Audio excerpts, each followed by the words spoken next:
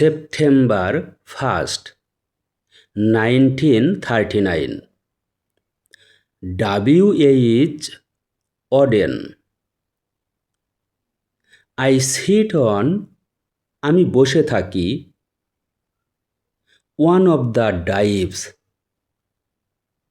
ডাইভসগুলোর মধ্যে একটিতে, অর্থাৎ পানশালা বা যেখানে মদ বিক্রি হয় সেই জায়গাগুলোর মধ্যে একটিতে আমি বসে থাকি। অন 52nd স্ট্রিট, 52 নং স্ট্রিটে, আনসার্টেইন অ্যান্ড অ্যাফ্রেড, অনিশ্চিত এবং ভীত হয়ে, অ্যাজ যেহেতু দ্য ক্লেভার হোপস এক্সপায়ার, বুদ্ধিদীপ্ত আশাগুলো শেষ হয়ে যায়, of a low dishonest decade, একটা হীন অসৎ দশকের, waves of anger and fear, ক্রোধ আর ভয়ের ঢেউ, সার্কুলেট ওভার, ঘুরে বেড়ায়, the bright and ডার্কেন্ড lands of the earth, পৃথিবীর আলোকময় এবং অন্ধকার ভূমিতে, অবসেসিং, প্রভাবিত করে আওয়ার প্রাইভেট লাইফস, আমাদের ব্যক্তিগত জীবনকে, দ্য আনমেনশনেবল ওডার অব ডেথ, মৃত্যুর অবর্ণনীয় দুর্গন্ধ, অফেন্স, নষ্ট করে, দ্য সেপ্টেম্বর নাইট, সেপ্টেম্বরের রাতকে।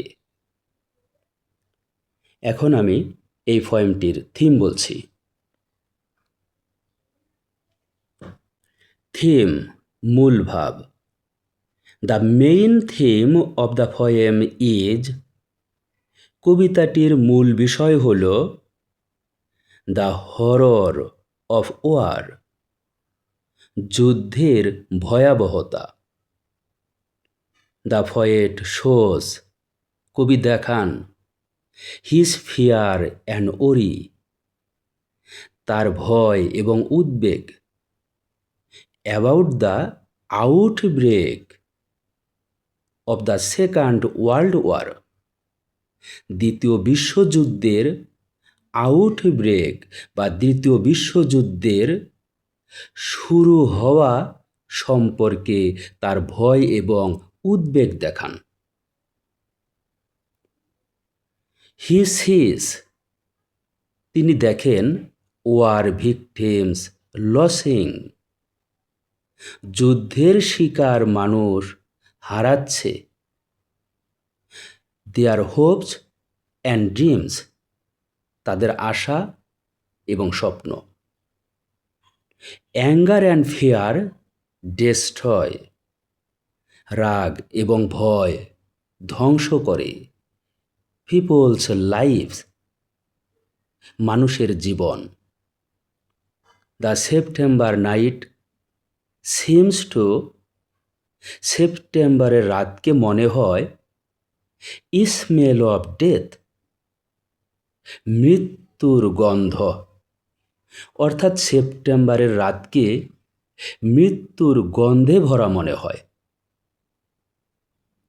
ওকে, that's all for today. Thank you so much.